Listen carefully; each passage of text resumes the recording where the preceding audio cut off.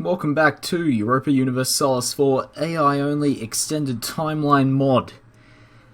And we have the score comparison list up, just in case you're wondering how people are going. Now I do not know why the placement is all out of whack, I do believe because this is a mod, so we don't have proper placement numbers, but we can easily see the USA maintaining a strong lead against China, and Japan coming in third. Not surprising considering they are the third largest economy in the world. Then we have India, then Great Britain, Brazil, Germany, Russia, Indonesia, Italy, the Netherlands, Saudi Arabia, Thailand, Spain and Mexico. Now, there's a big difference between Mexico and the US.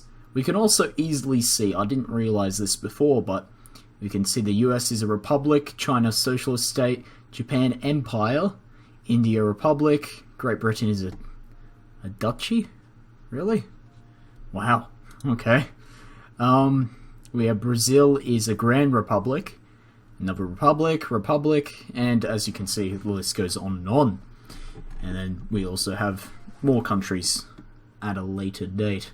But it does look like China is making gains on the US. They're probably not going to catch up for quite a while. India may eventually overtake Japan. Great Britain's on her way up. And Brazil looks like it's eventually going to fall behind Germany. Russia may soon be overtaken by Indonesia, should they choose to get their score up a bit. And things are happening. Things are happening.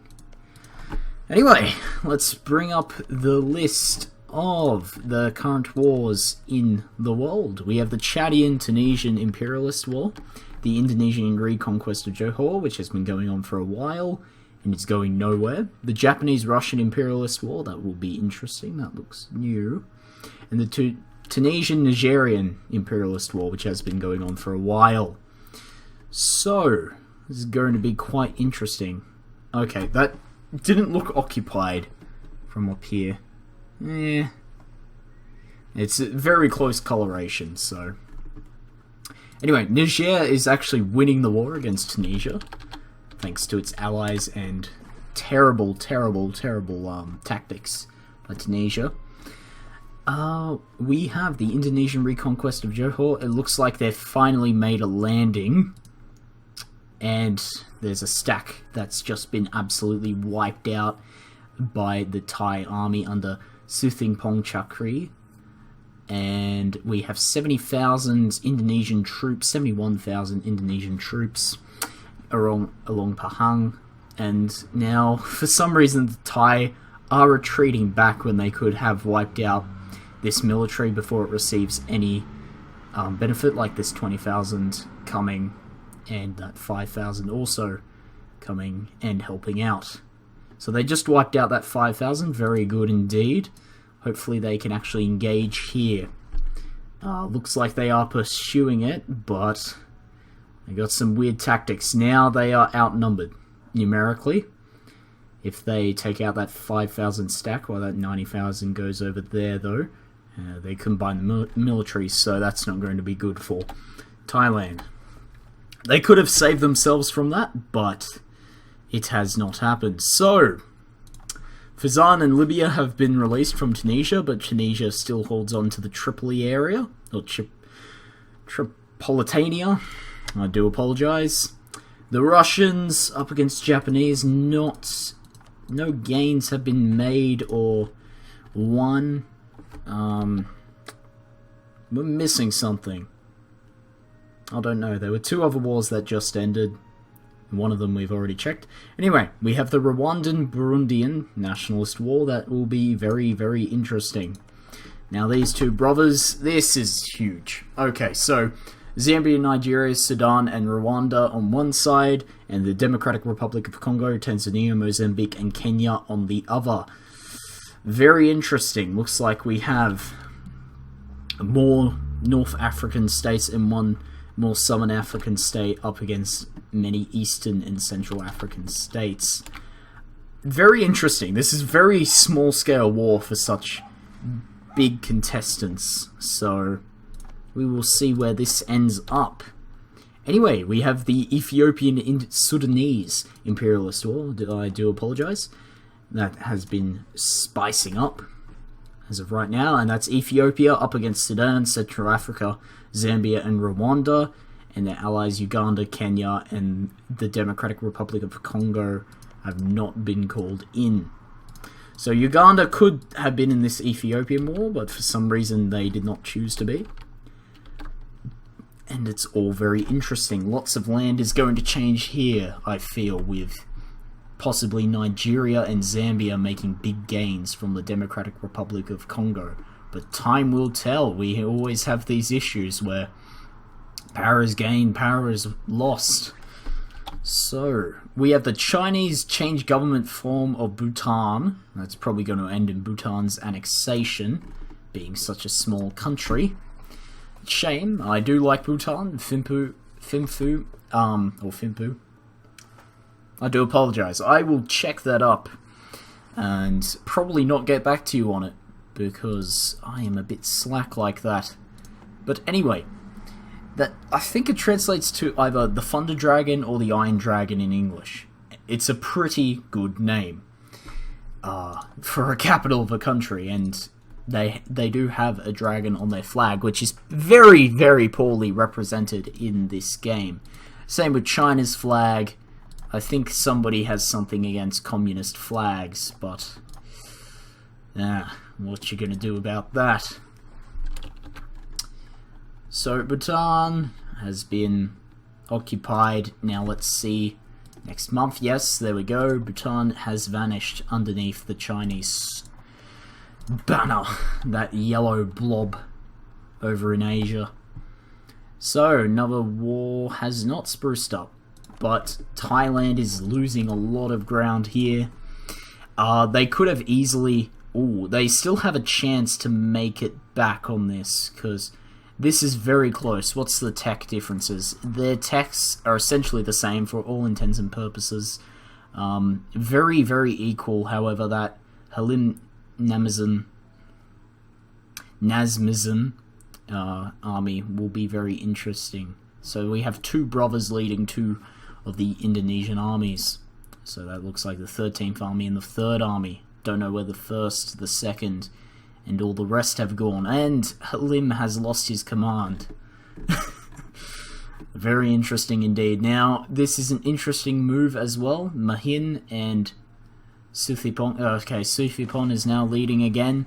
Looks like this is going to be a victory for Thailand and a massive defeat for the Indonesians.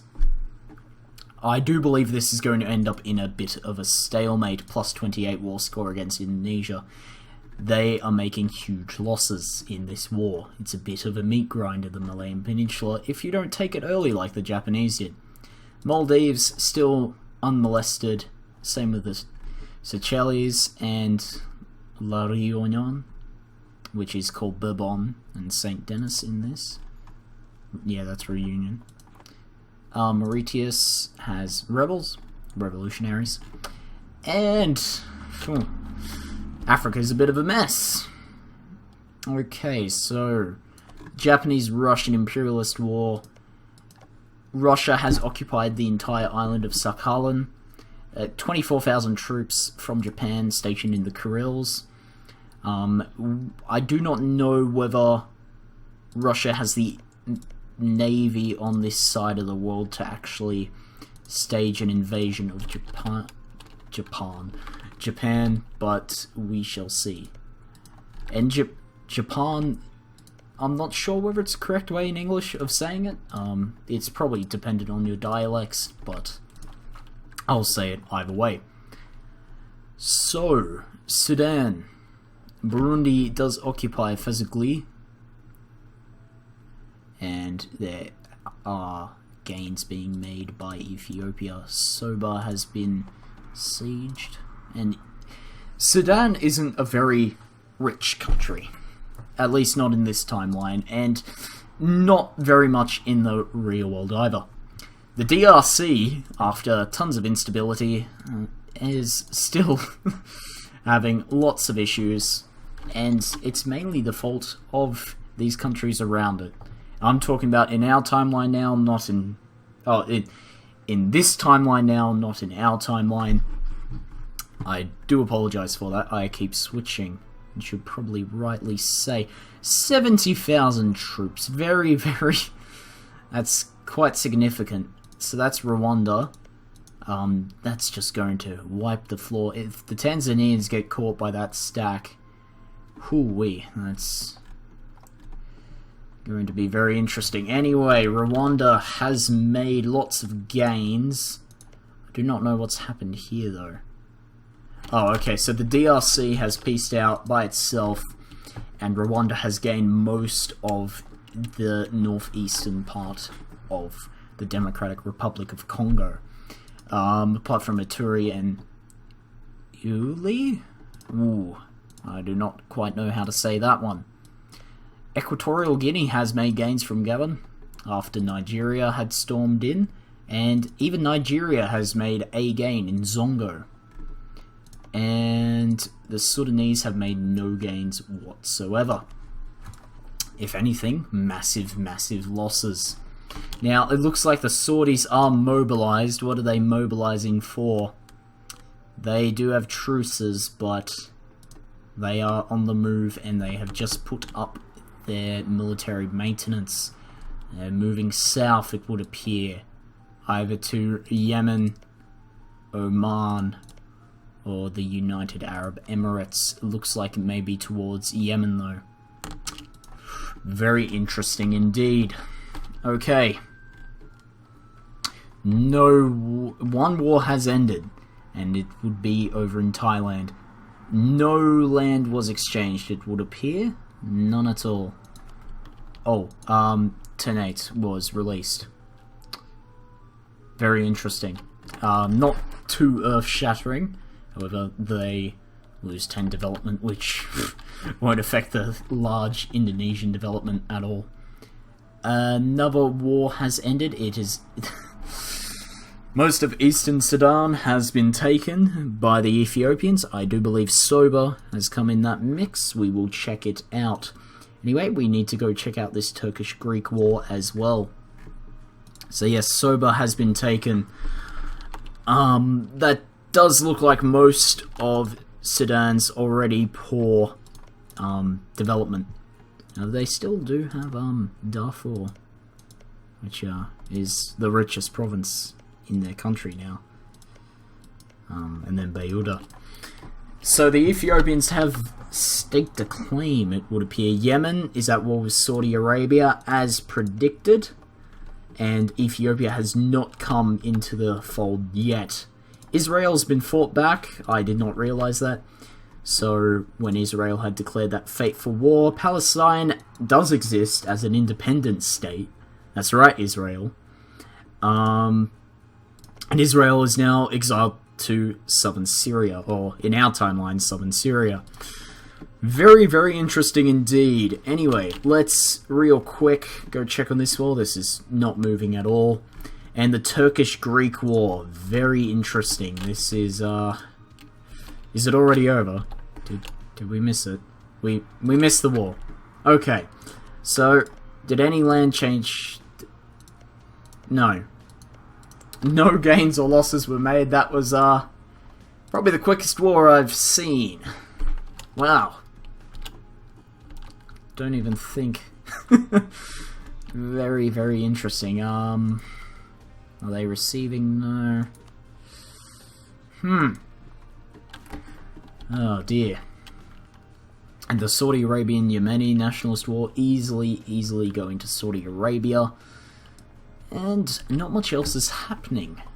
Looks like the Americas are very peaceful indeed. The US has not declared war on Mexico for a while, but that time may tell. And